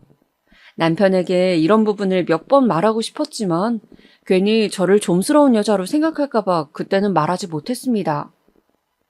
그리고 연애할 땐 몰랐습니다. 이런 작은 디테일들이 상대방을 파악하는데 중요한 조각들이 된다는 걸요. 알았다면 결혼을 했을지 모르겠어요. 아마 하지 않았겠죠? 하지만 그 시절에 순수했던 저는 당신과 결혼하고 싶어. 받아줘. 고마워. 나한테 청혼해줘서. 우리 이쁘게 살자. 남편의 프로포즈엔 가장 행복한 얼굴로 주는 꽃다발을 받아들였습니다. 우리 애는 몇 명 낳을까? 당신은 저번에 1명 정도가 좋다고 했으니까 나 한 3년 뒤쯤 그때 회사 자리 잡고 천천히 계획해볼까? 그나저나 우리 신혼집은 어디로 하지? 하루에도 남편과 종알종알 이어질 신혼생활 이야기를 나누며 행복해했어요. 허나 결혼 전에도 마음에 조금 걸리는 부분이 있었습니다. 시댁 식구들을 만났는데 남편이 말하던 것과는 조금 분위기가 달랐거든요. 남편은 분명 시부모님이 엄청 절약하시는 분들이라 했는데 일단 집안 자체가 굉장히 화려한 소품과 인테리어들로 가득 채워져 있었거든요. 거기다 시어머니는 집에서도 명품 로고가 박힌 옷을 입고 계시더라고요. 문득 내가 온다 해서 이렇게까지 준비를 하신 건가 하는 생각이 들었죠. 어서 와요. 여기까지 오느라 고생 많았어요. 뭘 이런 걸 다 사왔어요. 다행히 긴장했던 거와 달리 시어머니는 온화한 인상으로 절 맞이해 주셨습니다. 그렇게 그날은 별일 없이 무탈하게 잘 넘어가는 듯 했어요. 하지만 결혼식이 끝나고 문제였어요. 시어머니는 저희 부부가 빌라에서 산다니까 대번에 그걸 마음에 안 들어 하셨죠. 빌라에 산다고? 아니, 내 아들은 평생 아파트에서만 살았는데 불편하지 않겠어? 엄마, 요즘 빌라도 신축 빌라 잘 되어 있는데 얼마나 많은데요. 우리 좋은 곳 들어가니 걱정 마요. 아유, 그래도 아니다. 내가 그냥 돈 다는 아니더라도 조금은 보태줄 테니 아파트에서 살림 차려라. 아니에요, 어머님. 그렇게까지 안 해주셔도 돼요. 맞아, 엄마. 우리 이미 계약까지 다 했어. 이미 결혼식 할 때 돈 많이 보태주셨잖아요. 남편이 넘어가려 하긴 했지만 시어머니는 아파트가 아닌 곳이라는 거에 상당히 불만스러워 하셨습니다. 그러면서 대뜸 이러시더군요. 사돈 쪽이 잘 살았다면 좋았을 텐데, 아휴. 순간 저는 제가 잘못 들은 줄 알았어요. 갑자기 저희 집 환경을 지적하시는데 조금 당황스럽더라고요. 여기서 제가 반박이라도 했다면 좋았을 테지만 이미 한번 직장의 트라우마로 아직 낯선 사람 대하는 건 조심스럽고 무서웠던 터라 그냥 입을 굳게 다물고 있었어요. 하지만 남편 차를 타고 집에 돌아올 때까지도 기분이 좋지 않더라고요. 그때 문득 그 기억이 떠올랐죠. 저희가 처음 시부모님을 뵈러 갔을 때 제가 방석에 앉자마자 한 질문이 말입니다. 그래, 아버지가 없으시다고? 아, 네. 아이고, 엄마 아래에서 자랐으면 사는 환경이 많이 편치 않았을 텐데 고생 꽤나 많았겠구나. 그럼 밥은 제때 먹고 큰 거니? 시어머니는 제가 자라온 환경을 마치 굉장히 불우한 환경으로 보신 건지 그런 말씀을 하시더군요. 사실 환영 인사나 안부 인사가 먼저인데 그렇게 호구 조사를 들어가니 이상하단 생각은 들었지만 저를 염려하시는 말투여서 그럭저럭 넘어갔어요. 어른들이 그냥 하시는 말씀이라 생각했죠. 하지만 시댁살이는 그때부터 본격적이었습니다. 시어머니는 저희 신혼집을 일주일에 한 번씩, 2주일에 한 번씩 방문하셨는데요. 그때마다 꼭 집안 냉장고를 열어보셨어요. 저야 워낙 절약하고 사는 사람이니 배달 음식도 웬만하면 자제하고 집에서 주로 만들어 요리를 내놓았어요. 혹여나 시킨 배달 음식이 많이 남으면 그릇에 옮겨 담아 랩으로 감싼 뒤 잘 보관해 놓았고요. 근데 어느 날 시어머니가 냉장고에 있던 치킨을 보시곤 화들짝 놀라더라고요. 너 이거 뭐니? 아유, 이거 왜 안 버리고 냉장고에 묵혀놨어? 아, 엄마, 그거요. 저희 어제 시켜 먹은 거예요. 많이 남아서 오늘 데워 먹으려고요. 뭐? 아니, 그게 무슨 청승이니? 네? 저는 그게 아니고. 이깟 치킨 얼마나 한다고 끼케야 2만 원짜리를 남았다고 무슨 냉장고에 넣어놔. 당장 싹 다 버리렴. 시어머니는 조금 심할 정도로 세게 말씀을 하셨어요. 그러면서 아니, 너 이런 거 먹으면 건강에 안 좋은 거 모르니? 배탈이라도 나면 어쩌려고 하루 지난 음식을 먹여. 그것도 배달 음식을. 넌 모르겠지만 내 아들은 장이 약해. 라고 하더군요. 순간 갑작스레 혼이 나니 저도 당황스럽고 민망하기도 하더라고요. 그래도 일단은 버리라 하시니 서둘러 음식물 쓰레기통에 갖다 버렸습니다. 허나 그 이후로부턴 시어머니는 신혼집에 오실 때마다 불이 나게 달려가 혹시나 남은 배달 음식이 있는지부터 살피셨어요. 솔직히 말해 저는 이해할 수가 없었어요. 떡볶이 넉넉하게 시켜 남으면 다음날 아침에 먹을 거 없을 때 간단하게 먹고 갈 수도 있는 거 아닌가요? 주변 동료들 봐도 많이들 그러던데 이게 왜 문제라는 건지 어머님이 너무 예민하신 것 같았어요. 그런데 어머님뿐만이 아니었습니다. 남편에겐 결혼 안 한 시누이가 있었는데 그 시누이가 정말 얄미운 성격의 사람이었어요. 마치 저를 왕따시켰던 그 직장 동료를 연상시키는 사람이었는데요. 명절날 어머님에게 저희 사는 얘기를 전달받았는지 저와 같이 요리를 하다 이런 말을 꺼내더라고요. 언니, 엄마한테 엄청 혼났다면서요? 아니, 근데 그거 진짜예요? 배달 음식 며칠씩 먹고 그래요? 엄마가 그러는데 언니는 외식도 거의 안 한다면서요. 둘 다 직장인인데 어떻게 맨날 집밥 만들어 먹고 그러고 살아요? 너무 재미없겠어요. 아, 그거요? 아니에요. 저희는 집밥 먹는 게 가장 좋아요. 저희 둘 다 요즘 업무가 바쁘지 않아서 시간도 괜찮고요. 그리고 배달 음식은 오해가 있는 것 같은데 며칠씩까진 아니에요. 아, 그래요? 나는 그 말 듣고 오해했네요. 솔직히 며칠씩 먹는 건 너무 추접스럽잖아요. 무슨 가난뱅이 거지들도 아니고, 안 그래요? 그런가? 난 잘 모르겠네. 내 친구 중에도 언니 같은 사람 있어요. 저 같은 사람이요? 네, 돈 안 쓰는 애요. 걔는 돈을 벌어도 잘 안 써요. 나는 처음에 그게 너무 신기하더라니까요. 아니, 물건 사는 재미 없음 무슨 재미로 살아요? 사람이 돈 쓰는 재미로도 살아야지. 너무 고리타분해 보여서 친구 관계 끊어버렸어요. 친구하고 싶지가 않더라고요. 뭐랄까, 정이 떨어진달까? 뭐라 해야 할지 모르겠더라고요. 거기다 신우이의 말은 마치 은근히 저를 겨냥한 것처럼 보이기도 했으니까요. 그래도 그때는 그냥 자기 친구 얘기겠거니 넘어갔죠. 근데 정도가 점점 심해진 것이 어머님과 시누이와 함께 요 앞에 시장에 잠시 장을 보러 갔는데 거기서 옷 장사하시는 아줌마 앞에 대고 대놓고 이런 말을 하더군요. 아니, 대체 이런 품질의 옷을 어떻게 젊은 사람들이 입으라고 떡하니 매대에 깔아놓는 걸까요? 아가씨, 입는 사람들도 있으니 팔지 않을까요? 언니도 참. 이런 옷은 완전 나이 든 할머니나 입는 옷이죠. 안 그래, 엄마? 새언니가 뭘 모르네. 새언니 설마 이런 데서 옷 사 입으세요?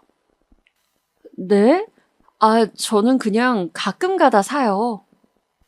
어머, 정말요? 웬일이야? 대단하다, 대단해. 딱 봐도 너무 촌스러운데?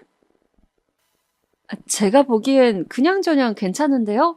사실 난 옷 보는 안목이 별로 없어서 그냥 아무거나 보이는 거 걸치는 편이에요. 예, 남편도 있는데 너무 이런 옷만 사 입지 말아라. 절약하는 건 좋은 거야. 그걸 뭐라 하는 게 아니라 너도 젊은 앤데 좀 꾸미기도 해야지. 남편 시선도 생각해야지. 생각해보면 아가씨와의 대화를 조용히 듣고 있던 시어머니의 말이 더 충격적이었던 것 같아요. 남편 생각해서 꿈이라니 그게 무슨 말일까요? 그러더니 시어머니는 갑자기 저를 끌고 근처 백화점으로 가려 하더라고요. 여기 있는 옷들 오늘 할인한다. 여기서 괜찮은 옷들 몇 벌 좀 사라. 어머님, 저는 집에 옷이 많아요. 다음에 살게요. 아유, 지금 아니면 언제 살려고. 돈 아까우면 내가 사줄게. 그러니 사라. 어머님, 그냥 다음에 사면 안 될까요? 저 정말 괜찮은데. 얘가 진짜 유난이네. 사라니까 내가 사준다고. 솔직히 당혹스러울 수밖에 없잖아요. 갑자기 백화점으로 끌고 가 이 옷을 입어봐라, 저 옷을 입어봐라 하시며 옷을 사라고 강요하니까요. 그렇다고 시엄마 제안을 다 거절하는 것도 모양새가 그래서 결국 울며 겨자 먹기로 30만 원 돈 되는 옷을 사고 말았습니다. 솔직히 말해 제 기준에선 과한 옷소비였어요. 근데 그걸 사고 제 표정이 안 좋아 보였는지 시누이는 엄마 때문에 새언니 기분 안 좋잖아. 그러니까 옷을 왜 사라 해 하며 웃더군요. 무슨 너 오늘 나 덕분에 옷다운 옷 건진 거다. 이런 비싼 것도 가끔은 입어줘야지. 내 아들 체면도 있다 너. 저도 알아요. 비싼 옷을 사면 그만큼 오래 입을 수 있고 나름의 장점도 있다는 걸요. 하지만 저는 계획형의 사람이에요. 한 달 지출을 먼저 계산하고 옷에는 이 정도 투자해야겠다라고 생각하는 사람인데 그렇게 빠져나가고 나니 기분도 안 좋고 돈이 너무 아깝더라고요. 심지어 시누이는 제가 환불도 하지 못하도록 택도 다 떼었습니다. 언니, 너무 안 쓰면 그것도 청승이에요. 가끔은 쓰고 살아요. 라고 말하면서요. 그제야 저는 이 두 사람이 저를 너무 막대한다는 생각이 들었습니다. 그래서 그날은 남편이 들어오자마자 이런 일이 있었노라 하고 강하게 얘기하게 됐어요. 정말? 엄마가 그랬다고? 아유, 참. 당신 나한테 그러지 않았어? 어머님 검소하신 분이라고. 근데 나한테는 왜 이러시는 거야? 그게 사실은 내가 거짓말한 거야. 뭐? 아니, 당신이랑 사귀려면 어쩔 수 없었지, 뭐. 나도 미안해. 근데 화는 풀자. 실로 어처구니가 없었습니다. 남편은 절 속였다고 하더라고요. 심각한 거짓말은 아니라 하더라도 시어머니가 이런 분인 줄 알았다면 결혼에 대해 한 번쯤은 재고해봤을 텐데 그 기회조차 안 준 남편이 원망스럽더라고요. 며칠 동안 남편과는 말도 하지 않았습니다. 무례한 시누이와 시어머니로 인해 기분도 안 좋고 곱씹을수록 시댁 식구들이 저를 무시했다는 생각만이 들더라고요. 그러다 어느 날 시누이의 생일날 어쩔 수 없이 시댁 식구들을 다시 보게 되는 날이 왔습니다. 이번에도 시누이는 일주일 전부터 야단법석이었습니다. 일하는 저에게 전화해선 언니, 나 이번에 뭐 사줄 거예요? 나 사실 갖고 싶은 게 있긴 한데 하며 먼저 운을 띄우더라고요. 뭔데요, 아가씨? 제가 사실 봐놓은 브랜드 시계가 하나 있는데 그게 너무 예쁘더라고요. 제가 사진 찍은 거 보내드릴까요? 네, 보내주세요. 그거 사들고 갈게요. 그 즈음엔 이미 시누이란 사람에게 도가 텄던지라 알았다 하곤 원하는 선물을 사가지고 가려 했어요. 근데 세상에 남편과 함께 매장에 도착한 순간 조금 놀라고 말았어요. 시계가 무려 100만 원이 넘더라고요. 솔직히 가격이 문제가 아니었어요. 신우이는 저와 남편의 생일날 단 한 번도 생일 선물은커녕 기념카드 한 장 준 적이 없는데 이렇게 고가의 선물을 대놓고 요구하니 조금 그렇더군요. 근데 그때 남편이 그냥 사주자. 내 동생이 이렇게까지 갖고 싶다 하는데 대신 이번만이라고 하고 라고 하더라고요. 제가 아까 말씀드렸잖아요. 남편이 다른 사람에게는 아낌없이 돈을 잘 쓰는 편이라고요. 그래서 저도 저희 형편에 큰돈이긴 했지만 이제 와서 안 사가면 그것도 생일 분위기를 망치는 일 같아 알겠다 하곤 정성스레 포장까지 해가지고 갔습니다. 헐, 새언니, 오빠, 진짜 사온 거예요? 아, 너무 이뻐요. 고마워라. 역시나 신우이는 무척 고마워했어요. 있는 애교 없는 애교 다 떨어가며 제가 짱이라느니 자기는 이런 새언니를 더 복받았다느니 별별 말을 다 하더군요. 그런데 아무래도 계속 이런 고가의 선물을 요구하면 저희에게도 무리가 될 것 같아 조심스레 이야기를 꺼내었어요. 그게 화근이 될 줄 모르고 말이죠. 저 아가씨, 이번엔 아가씨가 너무 원하는 것 같아서 사왔는데요.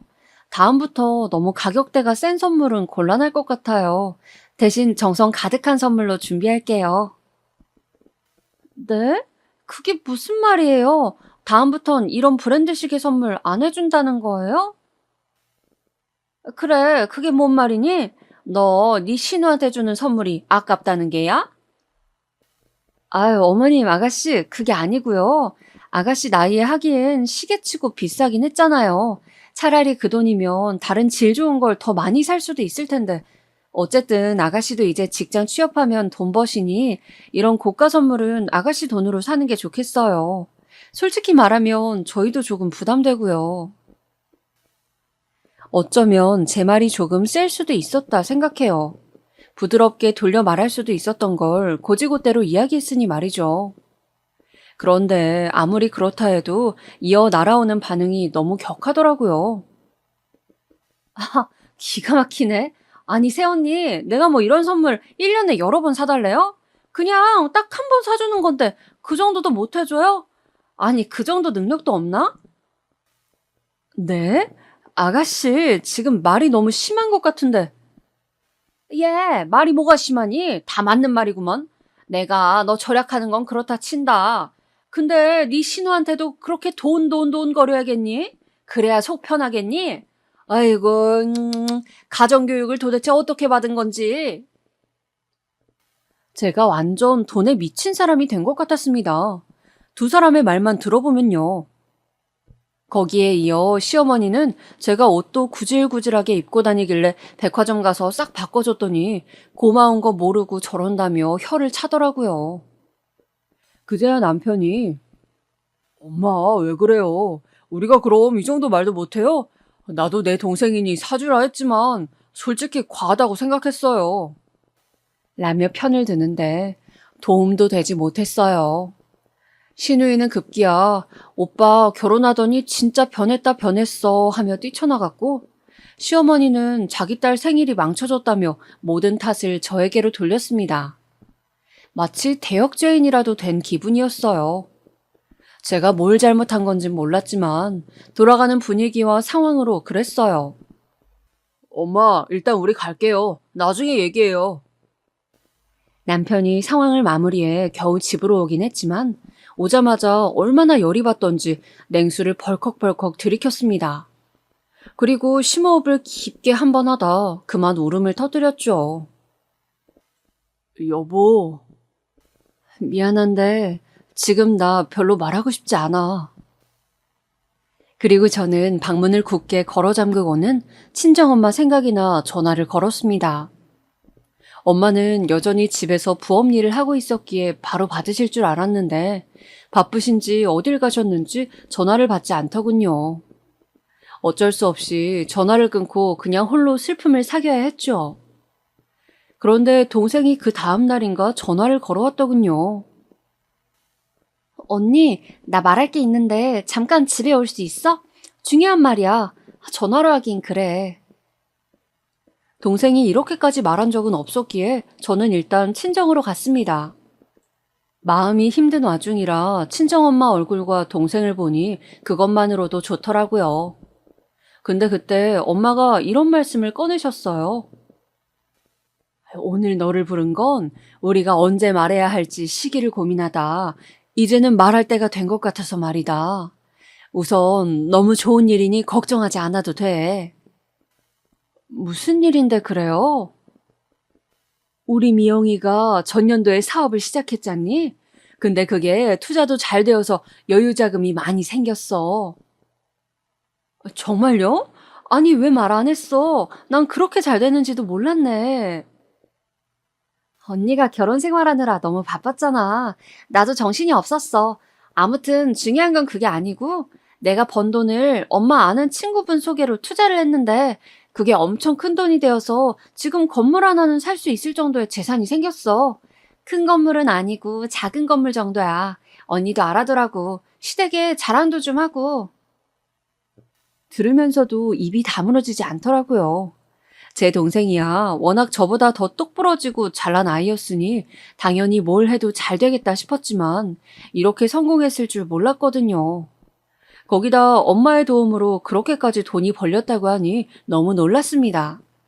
그러면서 동생은 저보고 자기 회사에 들어와 일해줄 생각이 없냐고 하더라고요. 언니가 도와주면 너무 든든할 것 같아. 그 말에 저는 뒤도 돌아보지 않고 당연히 그래주겠다 제안을 수락했습니다. 이렇게 가족과 회사를 운영하게 될 줄은 몰랐는데 이런 좋은 일이 한꺼번에 벌어졌으니 신기할 따름이었어요. 허나 저는 이 일을 시댁에도 남편에게도 말하지 않았습니다. 엄마는 동생과 생각이 다르셨거든요. 예, 그래도 돈이라는 게 갑자기 생겼다 하면 사돈께서도 놀라실 거고 사람 일은 모르는 거니 일단 천천히 나중에 말하는 게 어떻겠니? 저도 시엄마와 시누이를 경험한 사람으로서 엄마 생각이 더 맞다고 생각했어요. 제 수중에 이 큰 돈이 생긴 걸 알면 무슨 무리한 요구를 할지 몰랐으니까요. 하지만 그러던 어느 날 엄마에게서 우연히 연락이 왔더라고요. 마침 친구 만나러 가는 길이 사돈댁 근처라 연락을 했는데 집으로 오라고 했다더군요. 그간 딸만 맡기고 엄마가 아무것도 못 해줬잖아. 결혼식도 사돈 측에서 많이 해주시고 이참에 건강식품이라도 사들고 가려고. 아유, 엄마, 그렇게까지 안 해도 되는데. 알겠어요. 그럼 일단 그렇게 알아둘게요. 그날 시어머니와 엄마의 만남이 불안불안하긴 했지만 그래도 뭐 별일이 있겠지 싶어 넘어갔습니다. 시어머니께서도 아까 사돈댁 만나 말씀 잘 나눴다 이런 식의 문자가 와 그렇구나 하고 동생 회사 일에 집중하고 있었죠. 또 당시 남편은 우리 엄마가 심했던 건 맞아. 그래도 내가 잘 말했으니까 앞으로 이런 일 없을 거야. 하면서 저를 애써 달래고 있던 중이었어요. 그래서 제 마음도 조금씩 풀려나가고 있던 참이었죠. 근데 갑자기 회사에서 일하던 중 동생이 저를 끌고 옥상으로 올라가더군요. 화가 난 듯 잔뜩 씩씩거리면서 말이죠. 왜 그래? 무슨 일 있어? 언니 시어머니란 사람 정말 미친 거 아니야? 뭐야 다짜고짜. 글쎄 우리 엄마를 녹즙 배달하는 아줌마라고 소개했대. 뭐? 엄마가 언니 시어머니 집 갔던 날 있잖아. 그날 친구들도 있었나 봐. 근데 우연히 어제 길 가다 사돈 친구 마주쳐 인사를 했더니 글쎄 녹즙 맛있다면서 자기 집도 배달해주면 안 되겠냐고 하더래.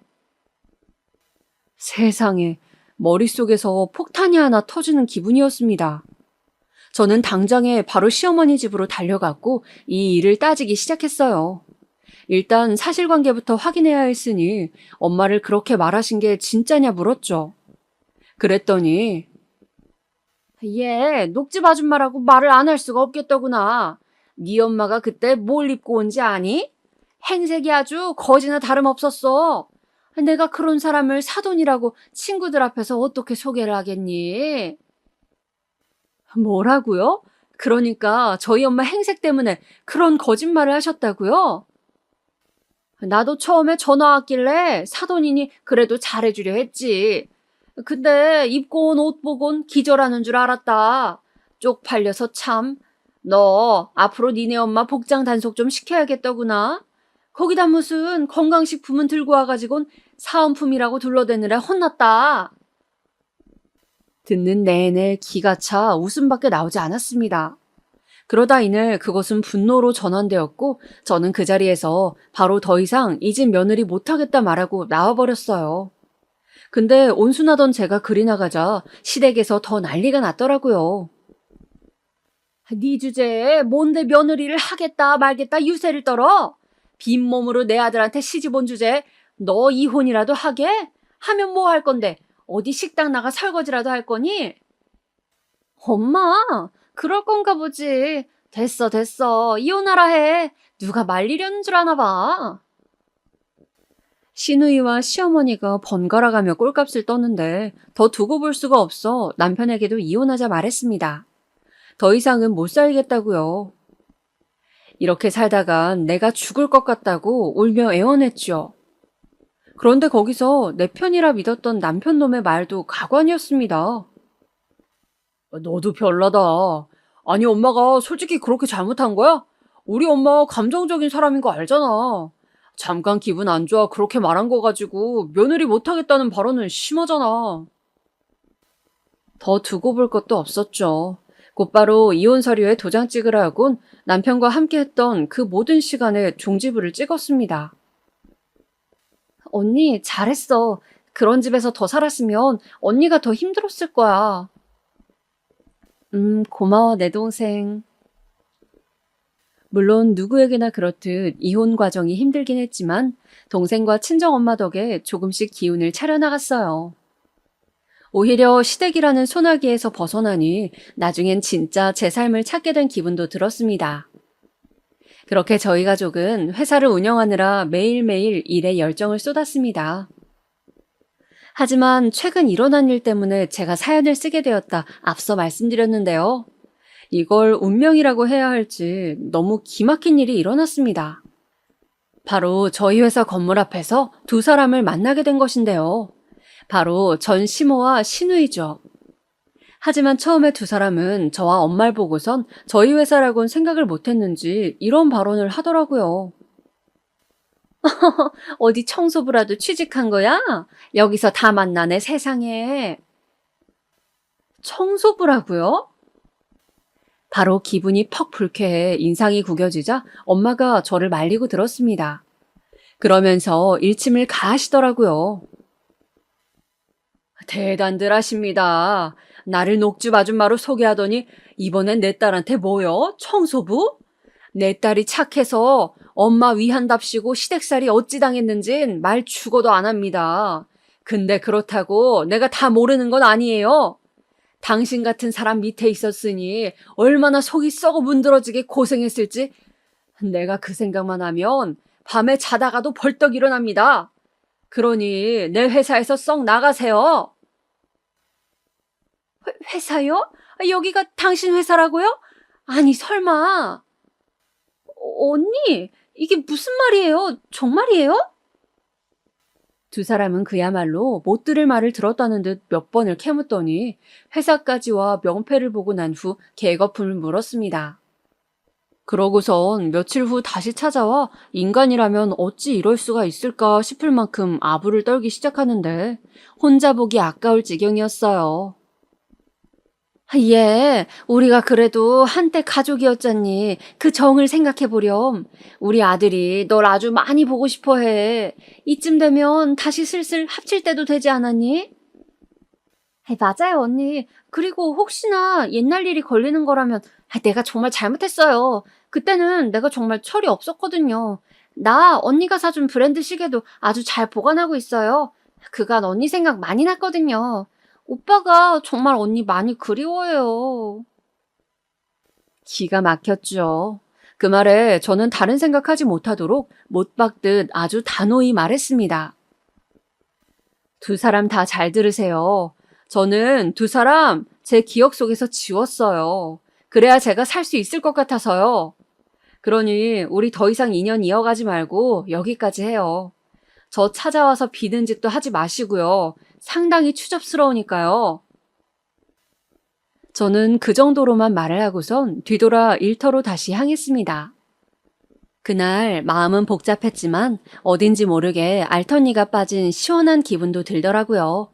그리고 맺힌 한도 내려가고요. 여러분들 주변에도 혹시 이런 악역들 있으신가요? 그렇다면 부디 상처받지 마시고 잘 해결하셨길 진심으로 바랍니다. 이야기 들어주신 분들 모두 복 받으셔요.